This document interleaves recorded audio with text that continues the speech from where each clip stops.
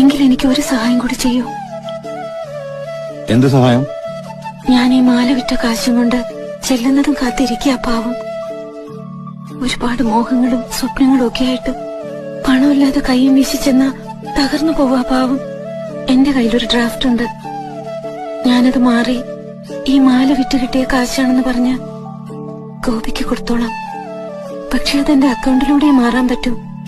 Sir എന്നെ ഇവിടെയുള്ള ഏതെങ്കിലും ബാങ്കില് ഒരു അക്കൗണ്ട് തുടങ്ങാനായിട്ട് ഒന്ന് പരിചയപ്പെടുത്തൂ. എത്ര രൂപയുടെ ഡ്രാഫ്റ്റ്? 30 ലക്ഷം. കുട്ടിക്ക് എവിടെന്നാ ഇത്രയും പണം? എന്റെ ഒരു ആവശ്യത്തിന് അച്ഛൻ തന്നതാ. എനിക്കിനി ആവശ്യങ്ങളൊന്നുമില്ല. 30 ലക്ഷം ഒരു കള്ളനുക്കാ? അയാൾ കള്ളനൊന്നുമല്ല. ഞാൻ കണ്ടിട്ടുള്ളതിൽ